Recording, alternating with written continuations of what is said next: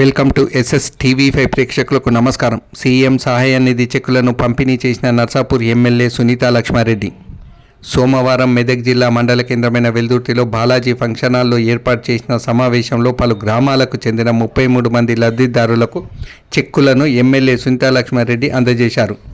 ఈ సందర్భంగా ఆమె మాట్లాడుతూ ప్రభుత్వం ఏర్పడిన తర్వాత 8 నెలల అనంతరం ముఖ్యమంత్రి సహాయ నిధి నిధులు మంజూరయ్యాయని ఆమె తెలిపారు.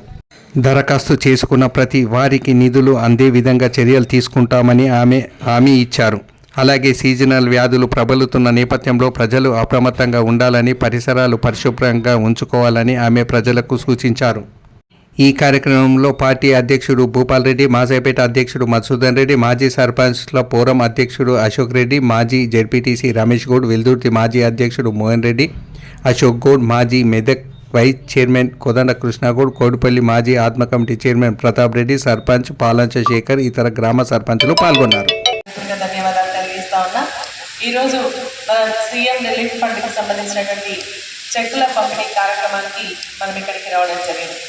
మరి ఇప్పుడు మాట్లాడినట్టుగా చాలా రోజులు అవుతుంది, దాదాపు ఈ ప్రభుత్వం వచ్చి 8 నెలలు అవుతుంటే మరి మొన్న మాత్రం కొన్ని చెక్స్ ఇవ్వడం జరిగింది. మన నియోజకవర్గానికి మనం ఇచ్చినటువంటి వేరే జిల్లాలకు సంబంధించినటువంటి దాదాపు 494 చెక్కులు, మరి 1,31 రూపాయలకు సంబంధించినటువంటి చెక్కులు రావడం జరిగింది.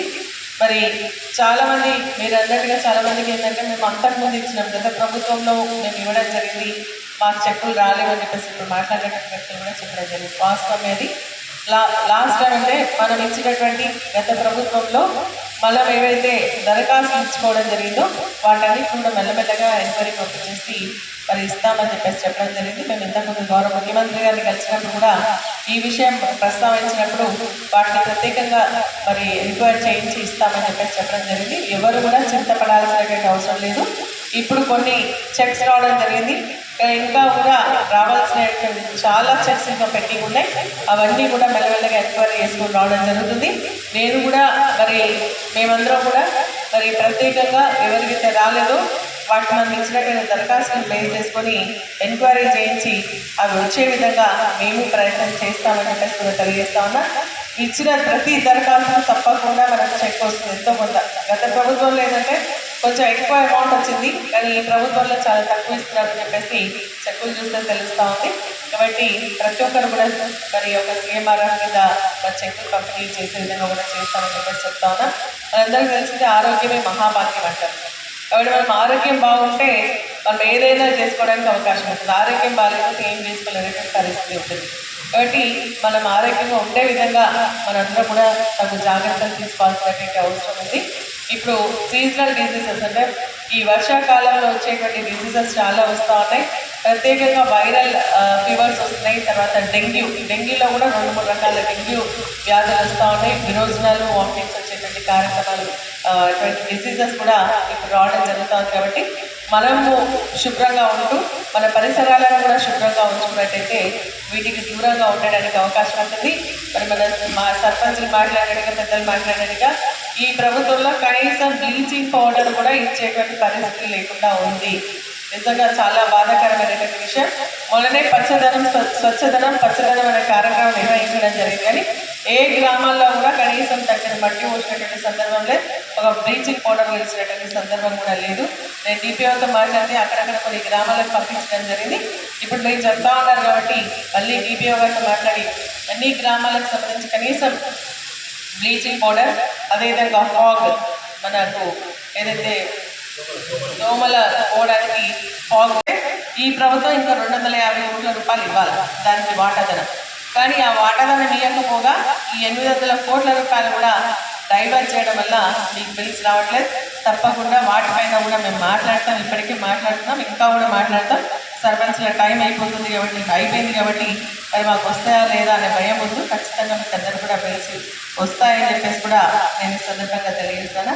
కానీ ఈరోజు ఏంటంటే మనకు ప్రభుత్వం 8 నెలలు అయిపోయింది. నిజంగా కూడా మేము కూడా బాధపడుతూ ఉన్నాం.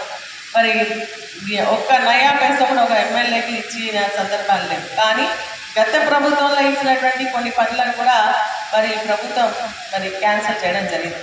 మన తాండాలు రోడ్లు ఉన్నాయి, ఆ రోజు ప్రత్యేకంగా మరి కేసీఆర్ గారు తాండాలకు రోడ్లు కావాలన్న ఆలోచనతో నిధులు కేటాయిస్తే మన మండలికి సంబంధించి కూడా ఏదులపల్లి మన తాండా రోడ్డు కానీ, కొప్పులపల్లి తాండా రోడ్డు కానీ, షెట్పల్లి తాండా రోడ్డు కానీ దాదాపు 5 కోట్ల రూపాయలు శాంక్షన్ వచ్చినాయి.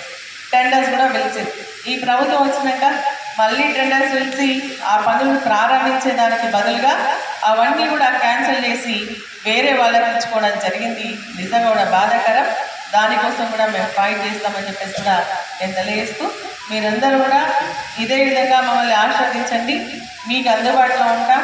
రేపొద్దున స్థానిక సంస్థ ఎన్నికలు కూడా వస్తూ ఉన్నాయి. మరి అధికారంలో ఉన్నటువంటి వాళ్ళు చెప్పిన దానికి నోరు మూసుకొనుకుంటారు. అదే ప్రతిపక్షంలో ఉంటే కొట్లాడి మరి మీకు తీసుకొస్తారు. కాబట్టి ఈరోజు మరి ఎమ్మెల్యేగా నేనున్నాను. స్థానిక సంస్థల ఎన్నికలు కూడా మీరంతా కూడా బీఆర్ఎస్ పార్టీ అభ్యర్థుల్ని గెలిపించినట్టయితే మీకు కష్ట సుఖాల్లో పాల్పంచుకుంటామని చెప్పేసి కూడా ఈ సందర్భంగా తెలియజేస్తూ మాసాపేటకి సంబంధించి 6 చెక్కులు రావడం జరిగింది.